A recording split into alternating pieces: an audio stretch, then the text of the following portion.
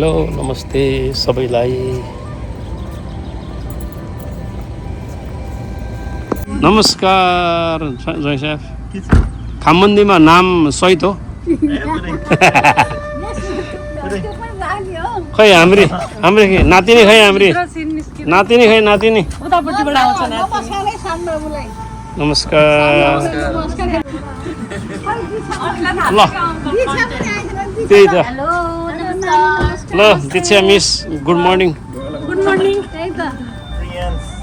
हाम्री नातिको खिच्न मन लाग्छ मलाई त। खतरा छ त कपाल त।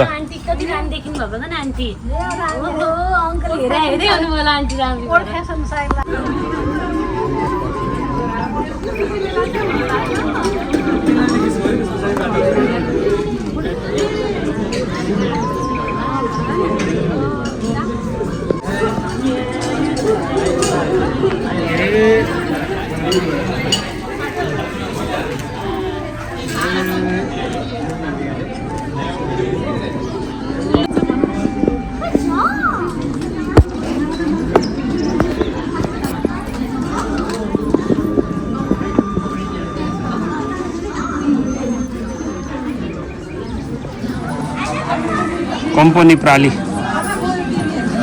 गुई गुई गुई ग्याङ हामी पनि छ खै त खै त बेहुलो खै त बेहुलो अङ्कल राधे राधे नमस्ते राधे राधे। छोरीले राधे भने छोरीले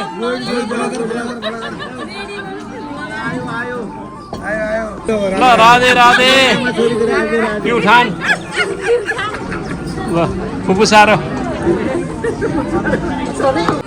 सबैले जिरा खाने जस्तो किन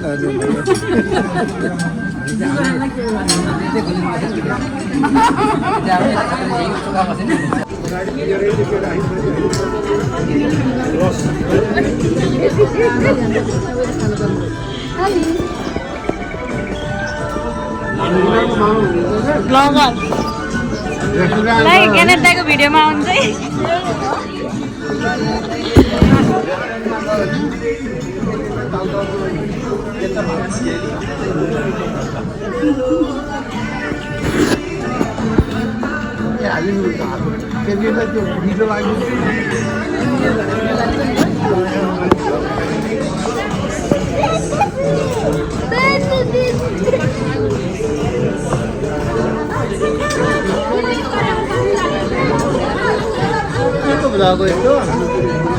क्यानाडाको blog please like comment share subscribe.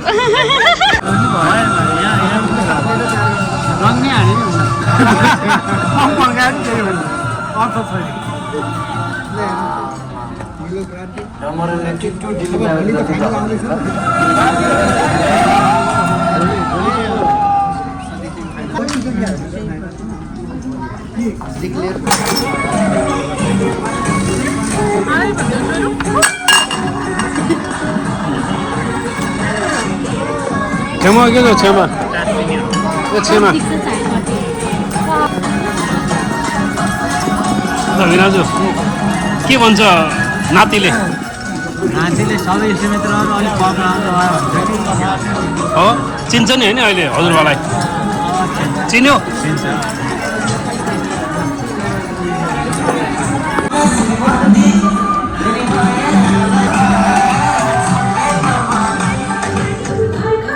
कति बेला आएर बसेछन्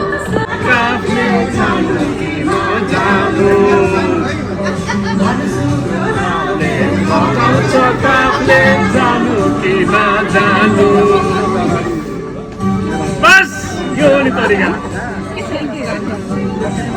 धन्यवाद।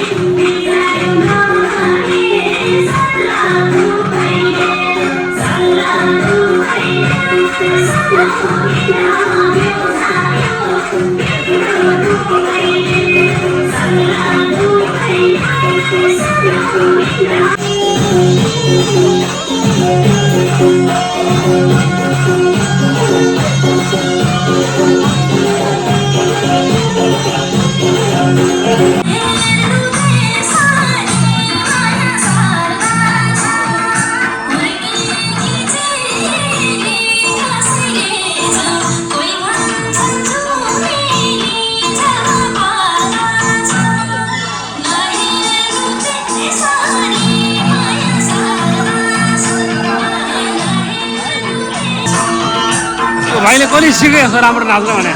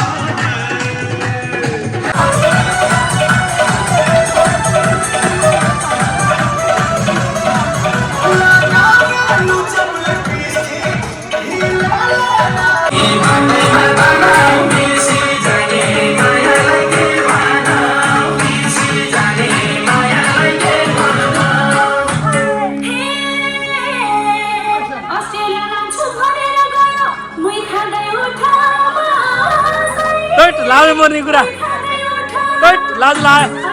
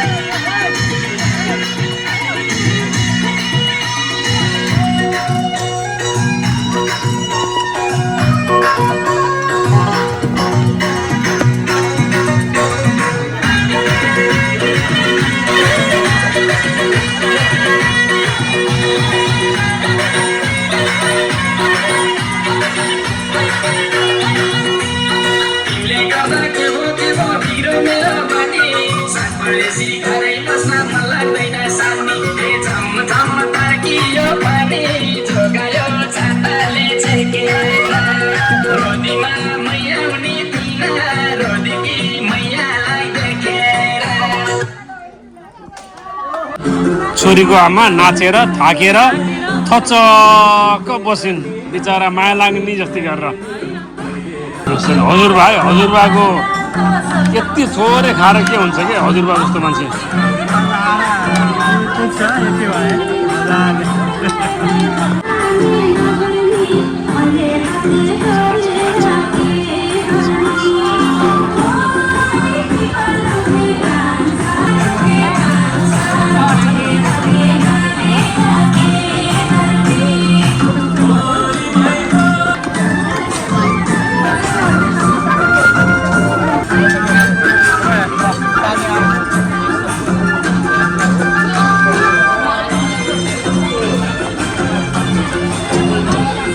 बामा जहाँ त्यहीँ फटाउँदो रहेछ हाम्रो पनि फटाउँछ बुबु सर पनि आउँछ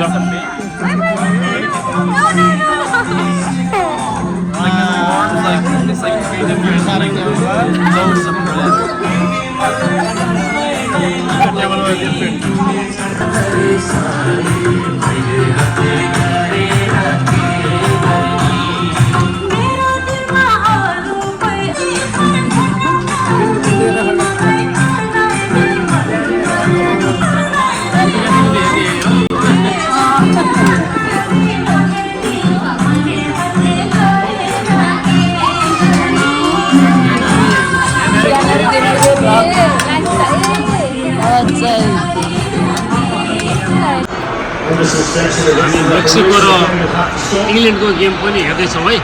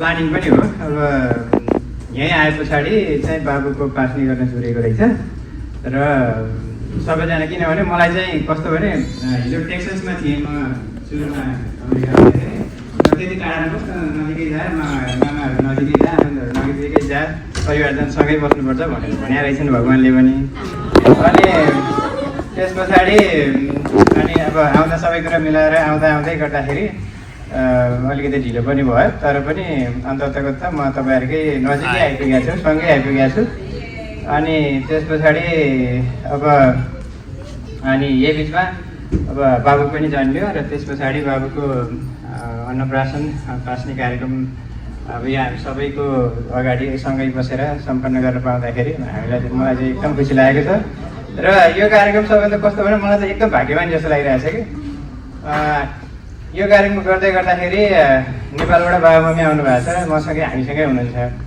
अनि अब तपाईँहरू सबै सँगै हुनुहुन्छ हामीलाई छोराछोरी जस्तै गरेर हुर्काउने हुने हाम्रा मामा माइजूहरू यहीँ हामीसँगै हुनुहुन्छ मामा माइजू आउनु पाउनु भएन आज तपाईँ पनि मामा आउनु भएको थियो अब सबैजना यहीँ हुनुहुन्छ हामीलाई मलाई विशेष गरी औँला समातेर रामपुर क्याम्पस लिएर गएर मिठो पाउरोटी खुवाउने दाजु पनि मसँगै हुनुहुन्छ अनि त्यस पछाडि फेरि अनि हाम्रो चाहिँ दाजुसँग एउटा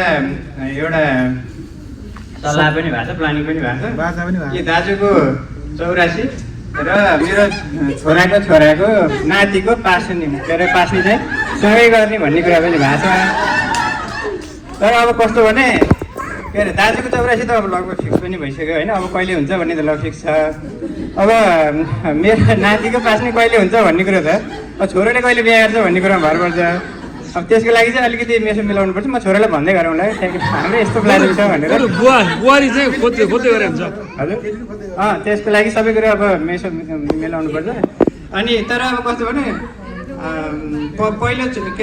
पहिलो नातिकै गर्नुपर्छ भन्ने पनि छैन, दोस्रो नाति तेस्रो जो भए पनि एउटा त पारौँला। अनि त्यो गरौँला र त्यो सँगसँगै अब म तपाईँहरू नजिकै आएको छु, सँगै बस्न आएको छु। अब सबैले स्वीकारिदिनु भएको छ र यो के अरे छोरो लगभग अब 6 महिनाको भयो र छोरो हुर्काउँदै गर्दाखेरि पनि अब तपाईँहरूको हिजो जस्तै साथ सहयोग सपोर्ट भइरहन्छ भन्ने चाहिँ मैले आशा लिएको छु। र अब अहिलेसम्मको जर्नी चाहिँ अब बाबु बनिसके पछाडिको जर्नी त्यति सहज त हुँदैन रहेछ। अब तपाईँहरू सबै तपाईँहरू सबै अब के अरे अनुभवी नै हुनुहुन्छ, मैले त खासै भनिरहनु त पर्दैन होइन। तर पनि यो प्रेग्नेन्ट भए पछाडिदेखि अब अहिलेसम्मको जर्नी चाहिँ अब त्यो सुरुमा त कस्तो भने के हो कसो हो थाहा थिएन, के कस्तो हुन्छ, कसरी गर्ने हो, के गर्ने हो भन्ने कुरो केही पनि थाहा थिएन। र जुन तर त्यो बिचमा चाहिँ जुन फिजिकल मेन्टल र साइकोलोजिकल स्ट्रेसहरूबाट जुन गुज्रिन पर्ने हुँदो रहेछ त्यो गुज्रिन नै पर्ने रहेछ सबैले। अनि अझै पोस्टमार्टम डिप्रेसनको कुराहरू पनि कतिपय कुराहरू हुँदो रहेछ, त्यसलाई चाहिँ अब हामीले सहज ढङ्गबाट अब ह्यान्डल गर्न कोसिस गरिरहेकै छौँ। र तपाईँहरू नजिक भएको हुँदै गर्दाखेरि हामीलाई चाहिँ त्यो सबै कुराहरू ह्यान्डल गर्न पनि सजिलो भइरहेको छ र अझ सजिलो होस् हुनेछ भन्ने चाहिँ हामीले आशा लिएका छौँ। र यो सँगसँगै अब मैले सबैजनाको अब सबैजनालाई मैले सम्झिन पाइनँ। अब ठुलोमै आउनु भएको थियो नेपालदेखि, आज गइसक्नु भयो। अब भर्जिनिया अब दाङतिरबाट पनि आउनु भएको थियो, भर्जिनियामा हुनुहुन्छ, उहाँहरू पनि गइसक्नु भयो। तर सबैजना हजुरहरू यहाँ परिवारजन सबैजना परिवारसँगै हुनुहुन्छ। र यो सबैजना म कस्तो भने नेपालदेखि यहाँ आइपुग्दाखेरि पनि अमेरिका आएर पनि अब यति सबैजना सबको नजिकै सँगै बसेर चाहिँ यो कार्यक्रम मनाउँदै गर्दाखेरि चाहिँ म नेपालबाट काहीँ टाढा छु जस्तै लागेन कि, म नेपालमै कतै छु, यहीँ घरमै बसेर चाहिँ कार्यक्रम गरिरहेको जस्तो अनुभव भयो मलाई। र यो अर्थमा चाहिँ म आफूलाई एकदम भाग्यमानी ठान्दछु। यहाँ कतिपय साथीहरू छन् उनीहरूको चाहिँ कोही उनीहरूको आफन्त कोही पनि छैनन् कि उनीहरू, अनि हामी जाँदाखेरि पनि कति खुसी हुन्छन्। अब त्यस्तो अरू पनि कति छन् होइन अमेरिकामा चाहिँ आफन्तजन कोही नभएर चाहिँ बस्दाखेरि, तर हामी चाहिँ म चाहिँ अब यसरी आउँदाखेरि बाबुको पास नि यहाँ सबै सँगै बसेर गर्न पाउनु भनेको त्यो हिसाबमा त्यो अर्थमा चाहिँ म आफूलाई एकदम भाग्यमानी ठानेको छु। र यो साथ सहयोग सपोर्ट सबै सधैँ रहिरहनेछ भन्ने सबैलाई त्यसको लागि पनि धेरै धन्यवाद तपाईँलाई। यति नै हो। अब कार्यक्रम लगभग अन्त भइसकेको छ र सबैलाई एकदम धेरै धन्यवाद। Thank you. यो कार्यक्रम एकदम भव्य सभ्य ढङ्गले सफल बनाइदिनु भएकोमा सम्पूर्ण सबै जो आउनुभयो परिवारजनहरू सबैलाई एकदम धेरै धन्यवाद। एकदम रमाइलो भयो, एकदम खुसी लाग्यो र थ्याङ्क यू, तपाईँलाई विशेष धन्यवाद। Thank you. यसको साथै यो मेरो ब्लग पनि यही नै एन्डिङ हुन्छ। सबैलाई राधे राधे।